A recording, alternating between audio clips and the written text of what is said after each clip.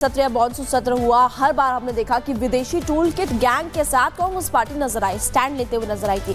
सबसे पहले बात करते हैं 23 जनवरी 2021 की बजट सत्र था और 3 फरवरी 2021 को किसानों पर रिपोर्ट आई थी। इस पर भी कैसे कांग्रेस पार्टी मुद्दा बनाते हुए नजर आई थी वो आपको बखूबी याद होगा। आगे बढ़ते हैं और आगे बात करेंगे अगले सत्र की, क्योंकि उस अगले सत्र में भी किस तरह से कांग्रेस पार्टी एक बार फिर से निशाना साधते हुए नजर आई थी वो भी हम आपको बताने वाले, क्योंकि विदेशी टूल किट गैंग के साथ कांग्रेस पार्टी हर बार ही देखने को मिली है। और मॉनसून सत्र की बात करें 19 जुलाई 2021 जिसका जिक्र हम कर भी रहे थे, और 18 जुलाई 2021 को पेगासस रिपोर्ट आई थी, इस पर भी कांग्रेस पार्टी ने निशाना साधा था। 31 जनवरी 2023 का बजट सत्र, हिंडनबर्ग रिपोर्ट आपको याद होगी। 24 जनवरी 2023 सदन के बाहर निकलकर भी जमकर नारेबाजी की थी। संसद सत्र था जनवरी 2023 का। 17 जनवरी 2023 को बीबीसी डॉक्यूमेंट्री पर भी कांग्रेस पार्टी एक बार फिर से स्टैंड लेते हुए विदेशी टूल किट के साथ नजर आई थी। 20 जनवरी 2023 को संसद सत्र था। 19 जुलाई 2023 को मणिपुर हिंसा का वीडियो सामने आया था, जिसमें कि एक बार फिर से कांग्रेस पार्टी ने वही स्टैंड अपना दिखाया था। मॉनसून सत्र 22 जुलाई 2024 का था। 9 अगस्त 2024 को हिंडनबर्ग रिपोर्ट पर एक बार फिर से कांग्रेस पार्टी ने जमकर बवाल काटा था। शीतकालीन सत्र था 25 नवंबर 2024 का। 20 नवंबर 2024 को अडानी पर अटॉर्नी रिपोर्ट सामने आई थी, जिसमें कांग्रेस पार्टी ने एक बार फिर से कुछ ऐसा ही किया, यानी कि सदन के बारे में फिर से नारेबाजी करते हुए नजर आए थे और लोगों का खूब पैसा बर्बाद भी होता। आगे बढ़ते हैं और अगला ग्राफिक्स आपको बताते हैं, क्योंकि राहुल गांधी का George Soros connection Bharatiya Janata party निशाना साध रही है। बीजेपी ने राहुल गांधी को देशद्रोही बताया। बीजेपी सांसद संबित पात्रा ने प्रेस कॉन्फ्रेंस की थी और प्रेस कॉन्फ्रेंस के दौरान क्या कहा वो आपको बता देते हैं। बीजेपी सांसद संबित पात्रा ने राहुल गांधी पर निशाना साधा और कहा कि कुछ ताकतें देश को तोड़ना चाहती है। जॉर्ज सोरोस अमेरिकी अरबपति कारोबारी है और राहुल गांधी के साथ कनेक्शन की बात भारतीय जनता पार्टी करते हुए नजर आई थी। जॉर्ज सोरोस अमेरिकी अरबपति कारोबारी और इन्हीं के साथ कनेक्शन की बात भारतीय जनता पार्टी कर रही है। राहुल गांधी पर भी निशाना साध रही कि आप देश को तोड़ने की कोशिश करें। सोरोस का जन्म 1930 में हंगरी में हुआ और अमेरिकी शेयर बाजार में निवेश से खूब पैसा जॉर्ज सोरोस ने कमाया। जॉर्ज सोरोस पर कई गंभीर आरोप भी लगे, इससे पहले भी कई बार। 1992 में बैंक ऑफ इंग्लैंड को तबाह करने के पीछे भी जॉर्ज सोरोस का हाथ बताया जाता है। जी हाँ, फॉक्स न्यूज को बर्बाद करने के लिए भी $10 लाख लगाए, इस तरह के आरोप भी जॉर्ज सोरोस पर ही लगे हैं। और सोरोस ने ओपन सोसाइटी फाउंडेशन भी बना रखी है और फाउंडेशन के लिए सोरोस करीब 100 देशों में आपको बता दें कि किस तरह से इन्वेस्टमेंट करते हैं। कई देशों की राजनीति को प्रभावित करने के लिए भी वो कदम उठाते हैं। इस तरह के आरोप भी जॉर्ज सोरोस पर लगे और चुनावों को प्रभावित करने के लिए भी फंडिंग के आरोप जॉर्ज सोरोस पर लगे। भारत को अस्थिर करने की कोशिश भी कर रहे हैं, इस तरह की भारतीय जनता पार्टी बात कह रही है। समाज सेवा की आड़ में पैसे देकर के इस तरह के आरोप लगा रहे हैं जॉर्ज सोरोस पर, और अब भारतीय जनता पार्टी कह रही है कि राहुल गांधी भी उन्हीं की राह पर चलते हुए नजर आ रहे हैं। तो देखिए, राहुल और जॉर्ज सोरोस का कनेक्शन तो आपने देख लिया। अब बढ़ेंगे आगे और बात करेंगे उस बड़े बदलाव की जो कि कांग्रेस पार्टी में की गई है। उत्तर प्रदेश में कांग्रेस पार्टी में देखिए प्रदेश जिला समेत सभी इकाइयों को तत्काल प्रभाव से भंग कर दिया गया है और इसका आदेश जो है खुद पार्टी के महासचिव केसी वेणुगोपाल ने जारी किया है। क्या कुछ बदलाव है, रिपोर्ट के जरिए देखिए।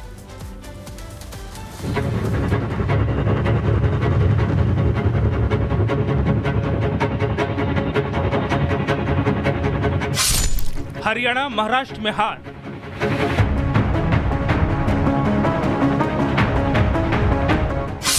दिल्ली से यूपी तक हाहाकार,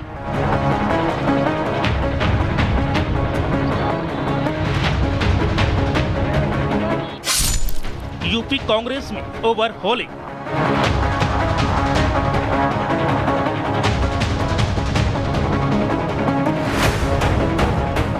पहले हरियाणा फिर महाराष्ट्र, कांग्रेस को मिल रही लगातार हार से पार्टी में हाहाकार मचा है। पार्टी में तमाम बदलाव की मांग जोर पकड़ रही है। ऐसे में पार्टी ने इसकी शुरुआत किंग मेकर प्रदेश यूपी से कर दी है। कांग्रेस पार्टी ने उत्तर प्रदेश की प्रदेश, जिला, शहर और ब्लॉक कमेटियों को भंग करने का ऐलान किया है। आगामी विधानसभा चुनाव में संगठनात्मक बदलाव को लेकर यह फैसला लिया गया है। कांग्रेस पार्टी की ओर से जारी इस आदेश के बाद पुराने पदाधिकारी, कार्यकारी समिति के सदस्य अब इन पदों पर नहीं रहेंगे। कांग्रेस अध्यक्ष ने उत्तर प्रदेश कांग्रेस कमेटी के प्रदेश कमेटी, जिला, शहर एवं ब्लॉक कमेटी को तत्काल प्रभाव से भंग करने के प्रस्ताव को स्वीकृति प्रदान की है। जानकारी के अनुसार लोकसभा चुनाव के बाद प्रदेश में नए सिरे से संगठन की मांग हो रही थी। इसके साथ ही प्रदेश और जिला कार्यकारिणी की विस्तार की भी योजना बनाई गई है। इसे लेकर प्रस्ताव दिया गया था, जिस पर गुरुवार देर रात मुहर लगा दी गई है। पार्टी सूत्रों के मुताबिक कई बड़े नेताओं पर भी गाज गिर सकती है। अब नए सिरे से कमेटी का गठन करने के लिए 6 राष्ट्रीय सचिव प्रदेश अध्यक्ष जिलों का दौरा करेंगे। इसके बाद यही सक्रिय नेताओं को देखा जाएगा, उनकी रिपोर्ट बनाई जाएगी। इसके बाद उन्हें जिम्मेदारियां सौंपी जाएंगी। पिछले साल अजय राय के प्रदेश अध्यक्ष बनने के बाद 25 नवंबर को प्रदेश कार्यकारिणी का ऐलान किया गया था। यूपी कांग्रेस की प्रदेश कार्यकारिणी में 16 उपाध्यक्ष बनाए गए थे। इसके साथ ही संगठन में 38 महासचिव और 76 सचिव नियुक्त किए गए थे। अब पार्टी को नया कलेवर देने की तैयारी है। उत्तर प्रदेश की 403 विधानसभा सीटें आगामी चुनाव में महत्वपूर्ण भूमिका निभाएंगी। संगठनात्मक बदलाव का उद्देश्य क्षेत्रीय स्तर पर कांग्रेस को मजबूत करना है। पार्टी नए नेतृत्व का चयन करेगी जो जमीनी मुद्दों को बेहतर तरीके से समझ सके। वहीं पुराने नेताओं की जवाबदेही तय करने का भी प्रयास होगा। कांग्रेस का ये फैसला उन क्षेत्रों में ज्यादा असर डालेगा जहां पार्टी का वर्तमान। और चलिए जाग उठा भारत की शुरुआत करते हैं और सबसे पहले बात करते हैं किसान के आंदोलन की, जहां देखिए एक तरफ पंजाब और हरियाणा के किसान हैं जिन्होंने कमर कस ली है और साफ तौर पर ऐलान कर दिया है कि 6 दिसंबर को वो दिल्ली कूच करके रहेंगे, पैदल ही अंदर दाखिल होंगे। बिल्कुल, देखिए शंभू बॉर्डर से 101 किसानों का जत्था रवाना होने वाला है। किसानों का ये कहना है कि सरकार को क्या करना है इससे हमें फर्क नहीं पड़ता, हम अपनी मांगों को रखेंगे। हालांकि पुलिस की तरफ से भी सुरक्षा के लिहाज से कड़े इंतजाम किए गए। आज कैसी तस्वीरें देखने को मिलती है देखना काफी ज्यादा महत्वपूर्ण होगा। पहला आप इस पर इस रिपोर्ट को देखिए।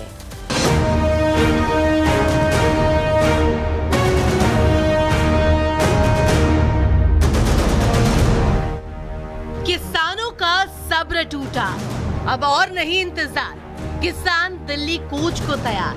पंजाब के शंभू बॉर्डर पर पिछले 10 महीने से डेरा डाले बैठे किसान संगठन दिल्ली कूच करने के लिए तैयार है। किसान नेता सरवन सिंह पंधेर ने कहा कि 101 किसानों का एक जत्था शुक्रवार दोपहर 1 बजे शंभू बॉर्डर विरोध स्थल से दिल्ली के लिए कूच शुरू करेगा।